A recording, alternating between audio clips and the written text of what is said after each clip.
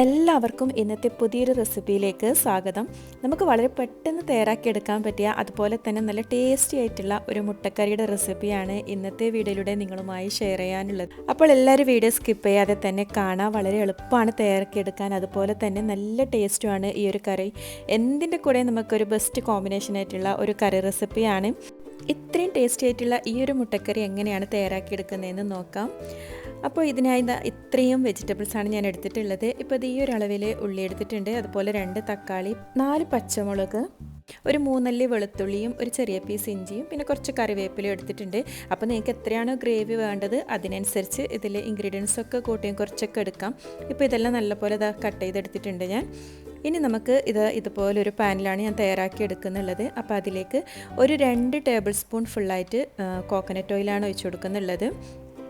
അപ്പോൾ ഇത് തണുപ്പായതുകൊണ്ടാണ് ഓയിലൊക്കെ ഇങ്ങനെ കട്ടായി എടുക്കുന്നുള്ളത്. അങ്ങനെ ഇപ്പോൾ ഓയിലൊക്കെ ഒഴിച്ചു കൊടുത്തിട്ടുണ്ട്. ഇനി ഇതിലേക്ക് ഇത്രയും ഓൾ സ്പൈസസ് കൂടി ഇട്ട് കൊടുക്കാം. ഒരു 3 ഗ്രാമ്പും, ഒരു 4 ഏലക്ക, കുറച്ചൊരു വലിയ ജീരകവും, അതുപോലെ തന്നെ ഒരു 2 ചെറിയ പീസ് പട്ടയും കൂടിയാണ് ഇട്ട് കൊടുത്തിട്ടുള്ളത്. ഇനി ഇതെല്ലാം കൂടി ഓയിലിൽ നല്ലോണം ഒന്ന് മൂപ്പിച്ചെടുക്കാം. ഇനി ഇതിലേക്ക് നേരത്തെ കട്ട് ചെയ്ത് വെച്ച ഉള്ളിയാണ് ചേർത്ത് കൊടുക്കുന്നുള്ളത്. ഉള്ളി ഇതുപോലെ നല്ല പൊടിയായിട്ട് അരിഞ്ഞെടുക്കണം. ഞാനിതിപ്പോൾ ചോപ്പറിലിട്ട് ചോപ്പ് ചെയ്തെടുത്തതാണ്.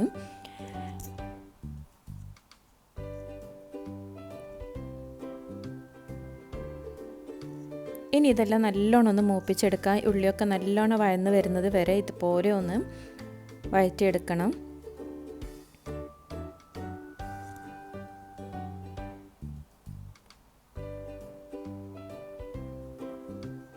ഇനി ഇതിലേക്ക് ചതച്ച് വെച്ച ഇഞ്ചിയും വെളുത്തുള്ളിയും, അതുപോലെ തന്നെ പച്ചമുളക് ചെറുതായി കട്ട് ചെയ്ത് അതും കൂടി ചേർത്ത് കൊടുക്കാം. അപ്പോൾ പച്ചമുളകൊക്കെ നിങ്ങളുടെ എരിവിന് അനുസരിച്ച് കൂട്ടിയൊക്കെ എടുക്കാം. അപ്പോൾ ഞാനിപ്പോൾ ഇതിലേക്ക് ഒരു 4 പച്ചമുളകാണ് എടുത്തിട്ടുള്ളത്. ഇതങ്ങനെ വലിയ എരിവുള്ള പച്ചമുളകല്ല, അതുകൊണ്ടാണ് 4 എണ്ണം എടുത്തിട്ടുള്ളത്. ഇനി ഇതെല്ലാം കൂടി ഇതിൻ്റെ ആ പച്ചമണം മാറുന്നത് വരെ നല്ലോണം ഒന്ന് മൂപ്പിച്ചെടുക്കാം.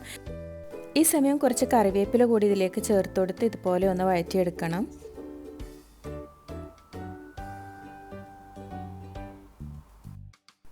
ഉള്ളിയൊക്കെ ഇത്രയും വഴറ്റിയെടുത്തിട്ടുണ്ട്. ഇപ്പോൾ ഇത്രയും മതി. ഇനി ഇതിലേക്ക് കുറച്ച് മസാലപ്പൊടിയാണ് ചേർത്ത് കൊടുക്കാനുള്ളത്.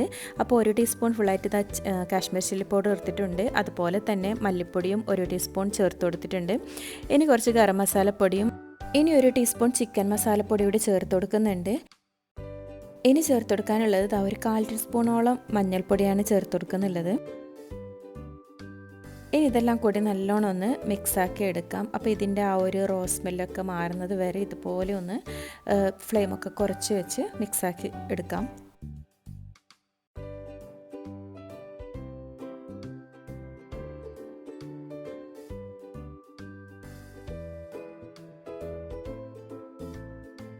ഇപ്പോൾ ഇതാ മസാലയൊക്കെ നല്ലോണം റോസ്റ്റായി വന്നിട്ടുണ്ട്. ഇനി ഇതിലേക്ക് കട്ട് ചെയ്ത് വെച്ച ടൊമാറ്റോ ആണ് ഞാൻ ചേർത്ത് കൊടുക്കുന്നുള്ളത്. അതൊന്ന് ഇതുപോലെ ചോപ്പറിലിട്ട് ചോപ്പ് ചെയ്തിട്ടാണ് ചേർത്ത് കൊടുക്കുന്നുള്ളത്.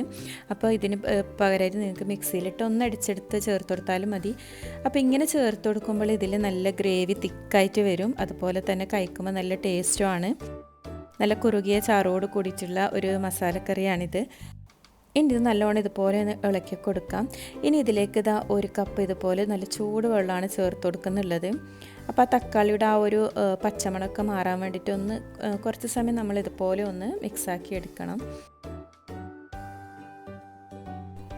അപ്പോൾ ഈ ഒരു മസാലയിലേക്ക് ഇതുവരെ ഉപ്പ് ചേർത്ത് കൊടുത്തിട്ടില്ല. അപ്പോൾ ഇതിലേക്ക് ആവശ്യത്തിനുള്ള ഉപ്പും കൂടി ഈ സമയം ചേർത്ത് കൊടുക്കാം. അതോടൊപ്പം തന്നെ കുറച്ച് പെപ്പർ പൗഡറും കൂടി ഞാൻ ചേർത്ത് കൊടുക്കുന്നുണ്ട്, കുറച്ചൊരു എരിവിനും വേണ്ടിയിട്ട്. അപ്പോൾ ഇത് ഓപ്ഷണലാണ്. അപ്പോൾ നിങ്ങൾക്ക് അധികം എരിവ് വേണ്ടാന്നുണ്ടെങ്കിൽ ഇതൊന്ന് സ്കിപ്പ് ചെയ്യാം.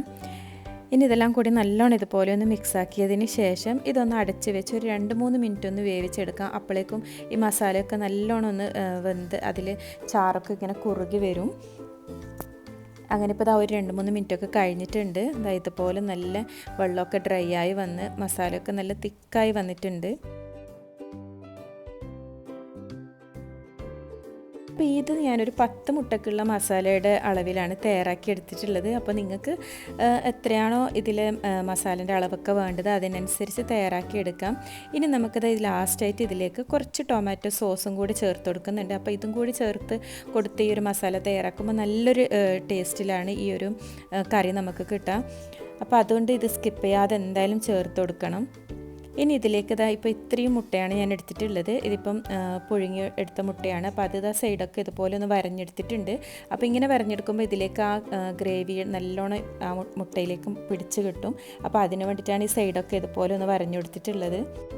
ഇനി മസാല മുട്ടയിൽ എല്ലായിടത്തും ആകുന്നത് വരെ നല്ലോണം ഒന്ന് മിക്സാക്കി എടുക്കാം. അതോടൊപ്പം കുറച്ച് മല്ലിയിലയും കൂടി ഞാൻ ചേർത്ത് കൊടുക്കുന്നുണ്ട് ഒരു ഫ്ലേവറിന് വേണ്ടിയിട്ട്.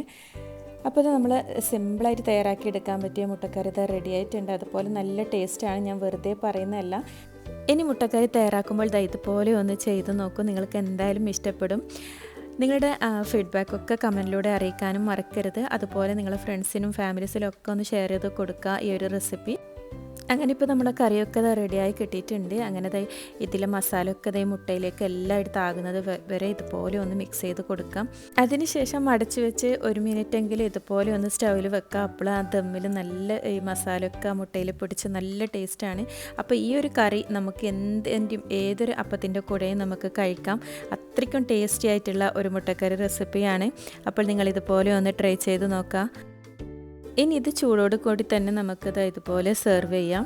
അപ്പോൾ ഇന്നത്തെ ഈ ഒരു റെസിപ്പി ഇത്രയേ ഉള്ളൂ. വളരെ സിമ്പിളാണ് തയ്യാറാക്കിയെടുക്കാൻ, അതുപോലെ നല്ല ടേസ്റ്റിയാണ്. ഇന്നത്തെ ഈ ഒരു റെസിപ്പി നിങ്ങൾക്ക് ഇഷ്ടപ്പെട്ടെങ്കിൽ ഒന്ന് ലൈക്ക് ചെയ്യുക. അതുപോലെ തന്നെ വീഡിയോ സബ്സ്ക്രൈബ് ചെയ്യാതെ കാണുന്നവരാണെങ്കിൽ ഒന്ന് സബ്സ്ക്രൈബ് ചെയ്ത് സപ്പോർട്ടും കൂടി ചെയ്യുക.